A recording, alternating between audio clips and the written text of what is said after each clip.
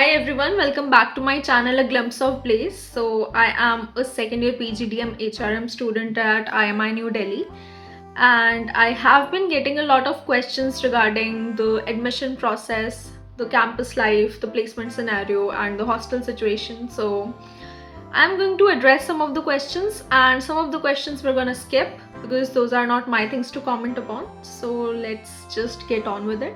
If you guys are interested to know about my interview experience at IMI New Delhi, then I have already posted my interview experience, so you can refer to that video. First, let's talk about the hostel situation at IMI New Delhi. So we have got hostels for both girls and boys, and one of the comments on my YouTube video asked that is the hostel mandatory? So it is not. Want to stay in the hostel, then you need to apply for a room.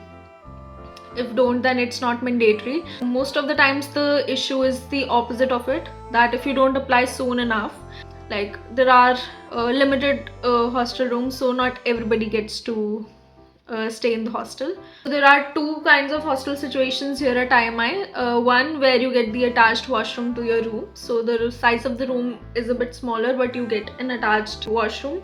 And the other one is, if you're okay with the common washroom, then you can go for the other hostel, and the room size is relatively bigger. So the mess charges are included in your hostel charges. Laundry services are provided at campus. There is a gym in the campus itself, and also we have a cafeteria called Flavors where you can grab a midnight coffee and a snack. There is also 24/7 vending machines, so that is also a plus. We have lots of cats in the campus, so it's cute. And we have a smoking room as well, so apart from there you can't smoke anywhere else. I have also made a campus tour video. It's not the best one, but it's something better than nothing. So you can refer to that as well. Just go and watch. If you don't want to live in the hostel, then the nearest neighborhood, which is at a walking distance from IMI New Delhi, is Katwaria Sarai. And if you don't wish to live in Katwaria Sarai, which is understandable, you can live somewhere in Malviya Nagar, Saket. Your one-way auto would cost around 150 rupees, so there's that. In Katwaria, you can find multiple PGs and rental spaces. Everything is going to cost you around 10 to 16, 18k. There are shared facilities available as well. The entire first year I lived in a hostel which costed me 7k per month, but it was a shared facility, so wasn't very comfortable. But if you are looking for a budget friendly option, then there it is. Also, if you're going to join a committee or a club, so your work is going to be quite hectic. So in MBA, people who usually live in Noida and Gurgaon, sometimes they also have to opt for a hostel, so that is something you need to keep in your mind.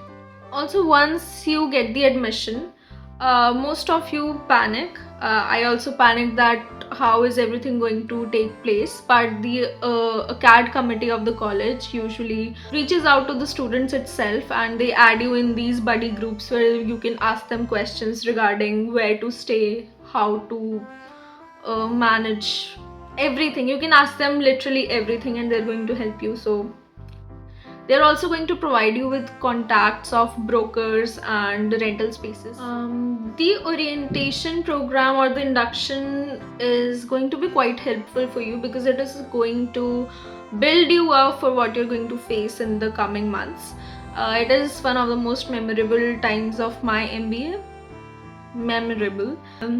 Don't miss out on your outbound activity, which is going to take place in your orientation program during your induction.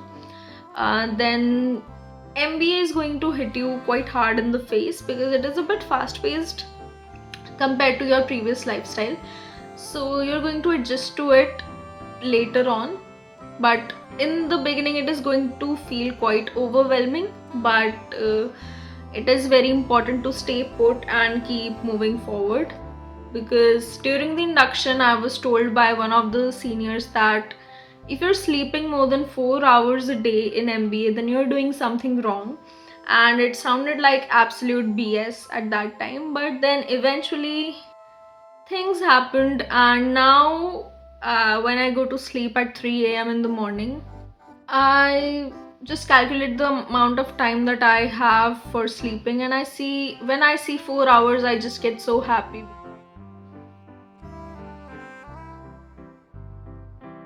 And if you have questions regarding what percentile is needed, then I think, I'm not sure about this, but I think it's somewhere, if you're over 85, you still got a chance. Because even if you're waitlisted, sometimes it happens, that it happened in my class as well, that if a student or two drop out or due to some reason, then the waitlisted students get the chance. So I think if your waitlist number is not that big, then you should go for it. You should wait. That is pretty much everything that I could think of.